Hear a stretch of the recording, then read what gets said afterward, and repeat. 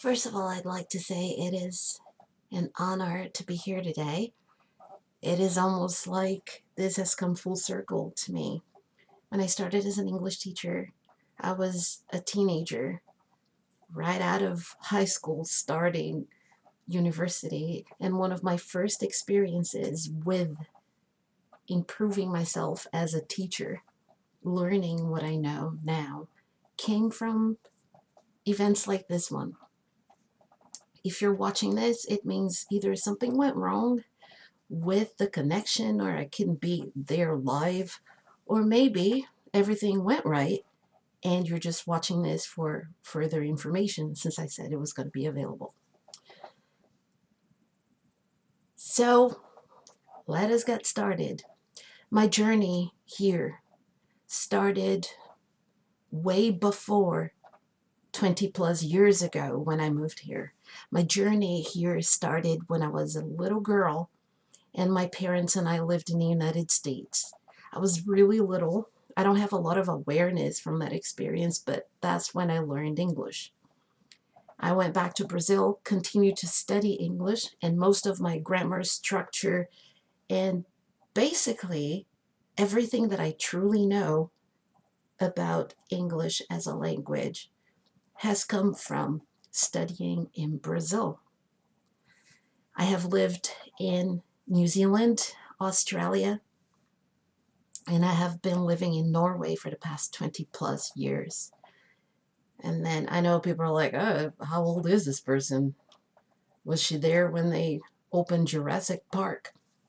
I'm 50 years old, born in 1972. At first, this talk was advertised to you, if you saw it on Instagram, as the experiences of a Brazilian English teacher in Norway. And I guess that's part of it in a nutshell. But my experiences in Europe as a person of color are very different from those experiences of a person who is European passing or from a Brazilian person's experience that has a different ethnic background. Should it matter? It definitely should not, but it does, unfortunately. I got in touch with the organizers of this event and I said, hey, can we please add to this what I really want to delve into, which is the life and the struggles of a person of color in Norway.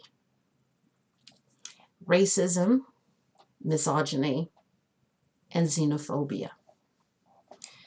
Is it kind of tough to talk about these things? It definitely is. And I want to add a disclaimer here because I don't want to be the person that bites the hand that feeds her. I have had a fantastic life here. I have been teaching English, Norwegian, Portuguese, and Spanish. I have learned 3 other languages on top of what I knew before I came here. My daughter was born here. I have lots and lots and lots. I have a myriad of fantastic experiences in this country. But what I cannot shy away from is the fact that a person of color will have a very singular experience in this country. So let us get started with the issue of racism. And I know that people often say, hey, why is that person pulling the race card again? Everything's fine. No one is racist. We're not beating them up. We're not putting them in ships and making them work for us for free. There are no slaves here. There's no, you see what I mean? There's a lot of that mentality, which is very hard for somebody like me to come in and say, hey, there is, no matter how flat you make a pancake, there's always 2 sides to it. So I came here in the early 2000s. It's been over 20 years. I came here in my late 20s. I came here super enthusiastic and optimistic. I was coming from an experience of living in Australia. I was a visiting professor when I was living there. I was accepted into the master's degree and the postgrad program into the University of Western Sydney solely based on my diploma from Brazil, having been translated by a certified public translator, and I was in. They valued my education. They valued me as a human being. They gave me a job. So I was just thinking, hey, I'm going to Norway. Norway is a tiny country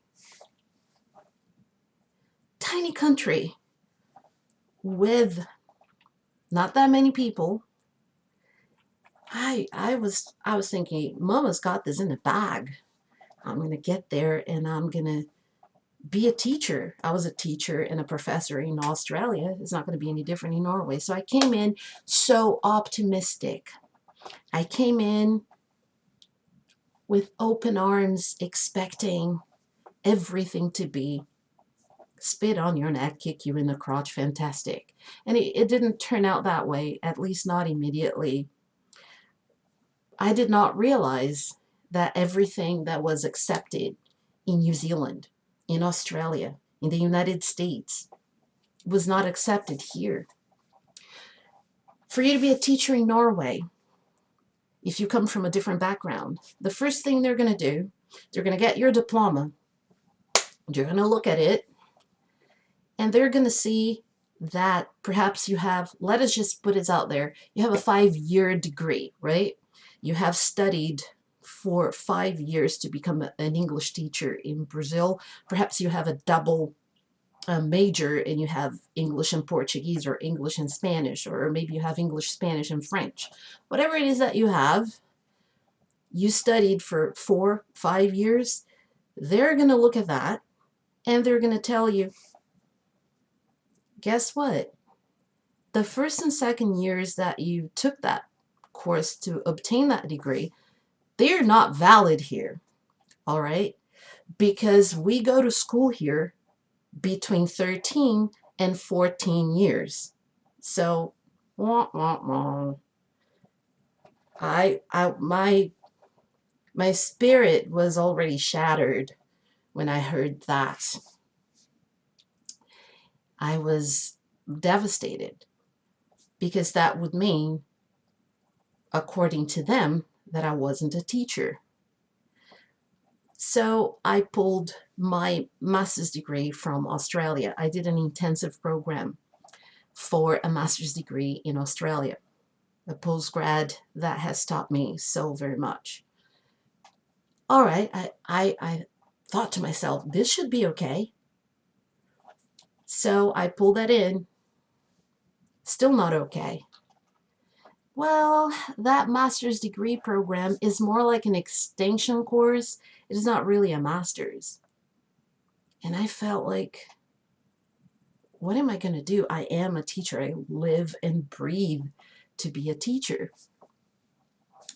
So I said, how do I fix this? Well, you just dump everything that you have, right? Forget that you did all those years in university, all those years that you spent in Brazil and in Australia. Forget that, okay?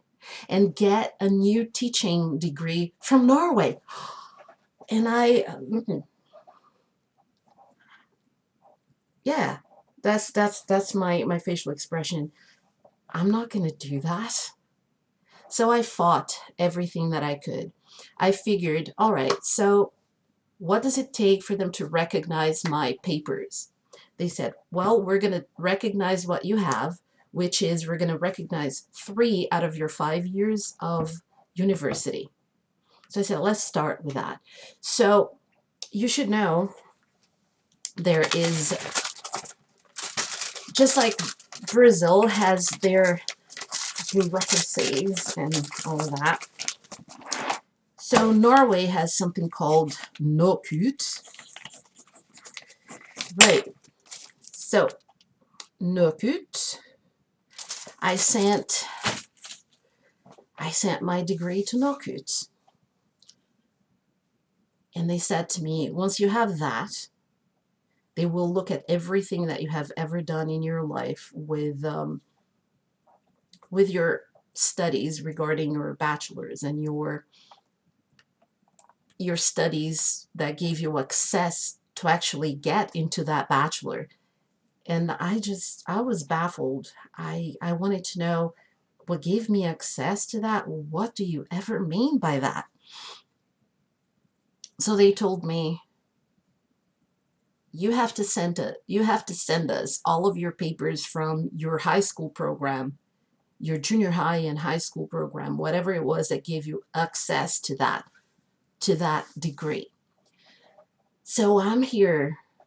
I was in a hurry to get things done because I wanted to be a teacher in an official capacity. I was already teaching at international schools and language schools, but one thing that you should know about Norway, unlike Brazil, there are not that many places where people just go to learn languages like that. There are not that many language schools around. So I was lucky to find two schools. One of them was called Brila, where I worked for many years as a Portuguese, Spanish, and English teacher. And then another school opened up called Escola. I taught there as well. But I wanted to teach in an official capacity because I knew that I was doing those type of jobs. Yeah, I was teaching, but they were still saying I wasn't a teacher. And that is such a huge part of my identity. I did not want to live that way. Does that sound dramatic?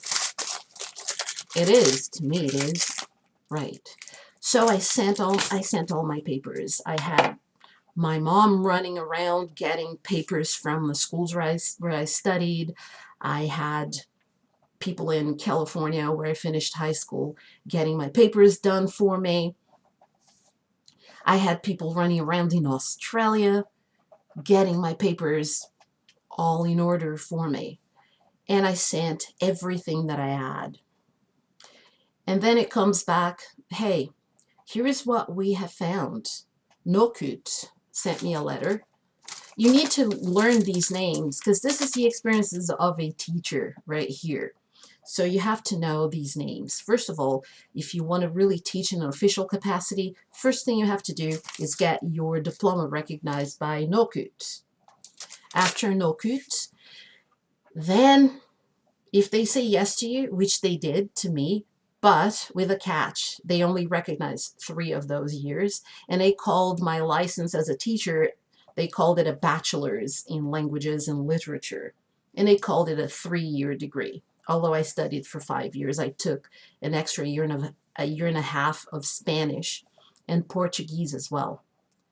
And thank goodness for that, because I taught Spanish and Portuguese a lot in the beginning in language schools.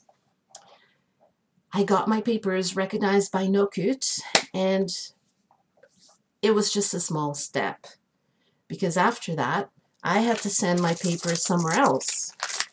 And here comes another acronym that you need to know. UDIR, Utdanningsdirektorat. And those were the people that were going to decide if I was a teacher or not. So they asked me, on top of everything that I had, they said, hey, you have to prove to us that you're proficient in Norwegian.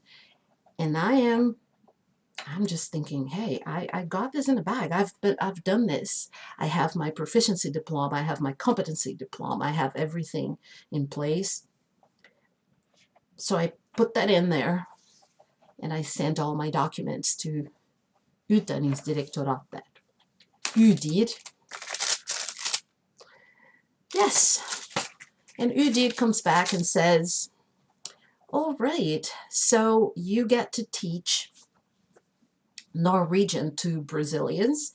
You get to teach Portuguese to Norwegians in an official capacity, and you get a position as an adjunct teacher or professor or a lecturer in schools where you can teach English and Spanish. There is no Portuguese in regular schools here. So it was English and Spanish. So I took that. And that's what I do now. I've been bounced from school to school, which I believe in great part has something to do with the xenophobia in this country. Because there is a system in place that if you come from Asia, South America, I'm going to say, not America, but South America or Africa, they don't want these people in positions of power, in positions of leadership. So what they do is, if your degree comes from these countries, they're going to shave off 2 years off of those degrees. And they're going to try to convince you to take on another degree in Norway so they can control what you are going to do. Because the Norwegian system is superior. They never say that to you, but that's how it feels. So what happens is that if you have a conversation like that and you say to a Norwegian person, hey, this system is operating on systemic racism here because it is making it more difficult for people of color to have jobs in leadership positions, in teaching, administrative positions, anything. Because when they shave off some years of your education, they're making you, in one way or another, waste your time that you could be working, getting a new education, or maybe you will be making less money because you won't be paid the same as somebody that has their 5 years of education recognized. If you say that to a Norwegian person, they're not going to like that. And I understand. No one wants to hear anyone say, hey, your country is operating in a racist policy here.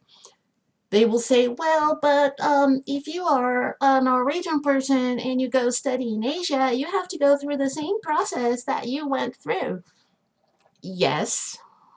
All right, I'll give you that. But there are over 210 million Brazilians in the world and only like 4 or 5 million Norwegians. And out of those, it is a very small percentage of the population that's going to go get a degree in Asia or in Africa or in South America. So they will sacrifice those precious few to make sure that the great majority of people with degrees from a different background don't get those jobs, don't get those positions. And that is really sad, but that did not deter me because I kept on fighting. So at this point, I'm still fighting with them. An adjunct position is good. I'm not going to complain. I make good money. I can't complain about that. But I know that I could make more money if I were paid as somebody with all the years of education that I have, which I am not being paid for right now because I'm on as an adjunct and not as a professor or a lecturer or a teacher. That is my title, but for all intents and purposes, I hate that expression. I can't believe I'm using it. It is still not what a Norwegian person makes. That's the xenophobia for you. The racism, oh no, I'll be talking for 20 minutes. I don't have that much time. It's very difficult to pack 20 years in such a short time, but I'm going to do it.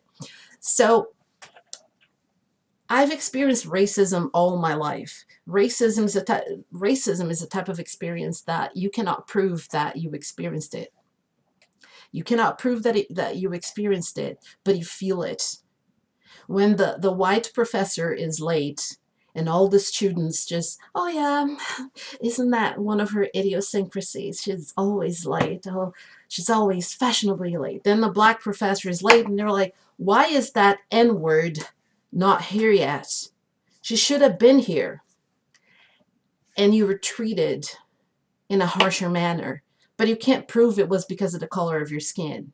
Or when you are a little girl trying to play in a playground and everyone says, hey, let's not let Blackie come in here and play with us. Oh no, that doesn't exist. That's in your head. That is not in my head. I experienced all of this.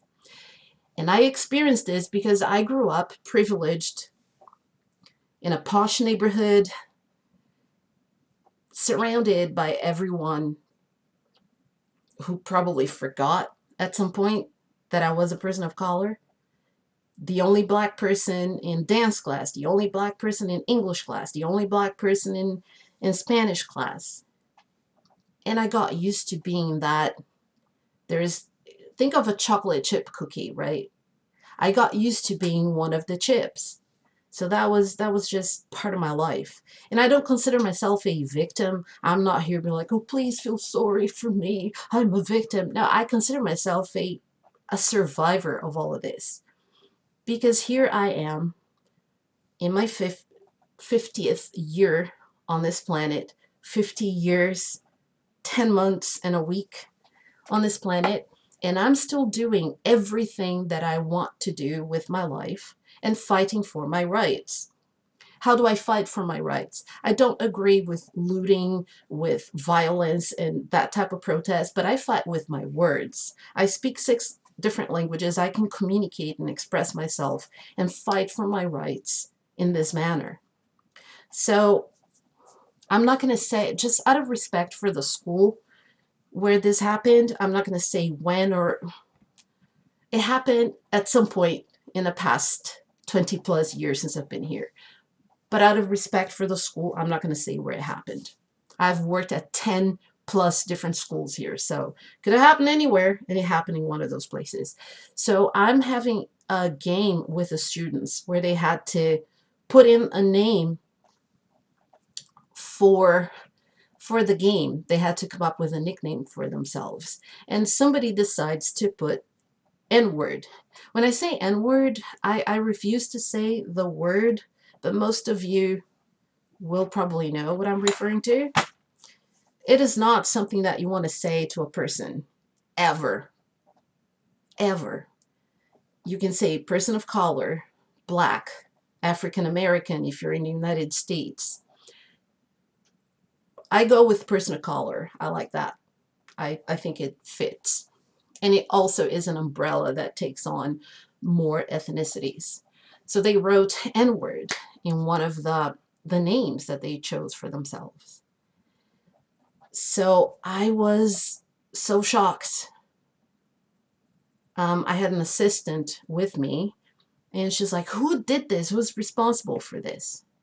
And people are just laughing and thinking it was funny. But at that moment, I just broke down in tears. I broke down in tears, and I left the classroom. I went to my principal and I told her what happened. And the principal went in there and ripped those kids a new one. After this incident, and we never found out who did this, but it is very clear it was a classroom filled with mostly boys, and really mostly boys, like 20 boys and 3 girls, something like that. They did not take very well the fact that there was a woman of color in charge. They would say things when we had oral tests and presentations. They would say things like, oh, women should just be cooking and cleaning, and I'm gonna get myself a good woman. They said things that you would not expect people to be hearing in this. I'm not going to say when it happened. I don't want people to know where it happened. But in this day and age, anywhere from the early 2000s, that was already not cool to say. And this is what those kids were saying about women. I was devastated by that experience, but I pulled myself together after talking to the principal, talking to my supervisor. We decided, you're going to go back in there and teach that class until the end, and we're going to come in with you. So this happened towards the end of the school year, and I had the principal with me or my supervisor at all times. And they really enjoyed being in my class because they got to also learn a bit of English, and it was a good experience for them. But the reason why they were there is because I had been attacked with a racial slur by perhaps two students. We never found out. We sent letters to the platform of the game and tried to figure out where the attacks came from, but out of the privacy policy that they have, they could not tell us who did it. This was one incident of racism. This is one that happened in a classroom. And because I'm speaking to teachers, I decided to tell this story. But there have been many others. I am constantly profiled in grocery stores. They always think that I'm stealing something in a the self-help cash register. You no longer have people to help you at the supermarket. You have to go do it yourself. I am constantly the one they call, oh, we need to do a random inspection to see if you paid for everything, ma'am. This happened to me 5 times over the course of a few weeks. I wrote a letter today to the manager and I said, hey, how random is your inspection, blah, blah, blah, your inspection, when I'm getting inspected every single time? I don't win the lottery, but I'm randomly picked for a random inspection to see if I paid for my groceries. Why? Because I'm black, I don't pay for my groceries. On the bus system here, you have a card that you swipe your card once a month, and then if you pay for a monthly card, you can just take, oh, this, I'm so passionate about this, and I don't have that much time. All right. You can just take the bus everywhere in a ratio in town in Sør-Trøndelag, where I live. So you only have to swipe your card once if you pay monthly, and you have to swipe your card every single time if you pay for each trip. So the bus driver will stop me, hey, you have to swipe your card. And I that infuriates me. Why didn't he ask someone else? Why didn't he ask the whitest guy on the planet that walked in and didn't swipe his card either? Why me? But I'm not, how do I put this? I still want to say that Norway is a good place to live. I still want to say that it's a beautiful, fantastic place to live. But if you're a person of color, if you're not European passing, you might, if you're me, you might be crossing the street. And in one occasion, I was crossing the street, my bag fell, and I had to stop and pick it up. And someone just yelled outside the car, go back to Africa, N-word. So if you're European passing, that is no way that your experience is going to be like mine. And by European passing, I mean like someone who is Brazilian, but who looks European. They will have a different experience. And thank God for that. I don't want anyone to go through these things. But I deal with it with my words. I write letters of complaint. I call managers. I talk to people. I express myself this way. I'm not a big protest kind of person, but I do fight my battles with my words. And mostly in English, although I do speak Norwegian. But when it's something serious, use English because it will most likely cover more of your audience, whoever it is. Well, it is now 30 minutes. In the background, you see the article that I wrote 20 years ago. Well, I wrote it 20 plus years ago, but it was published on The Wheel, Appy's publication in 2003. It's called The Codfishless Experience, Life in Norway Through the Eyes of a Brazilian Teacher. It is a more positive piece than this talk this morning because I feel like the first few years that you're here, there is a lot more positives than negatives. So you might want to read it. I'm very easy to find. Pollyanna Nielsen. Google me. I'm everywhere. Thank you.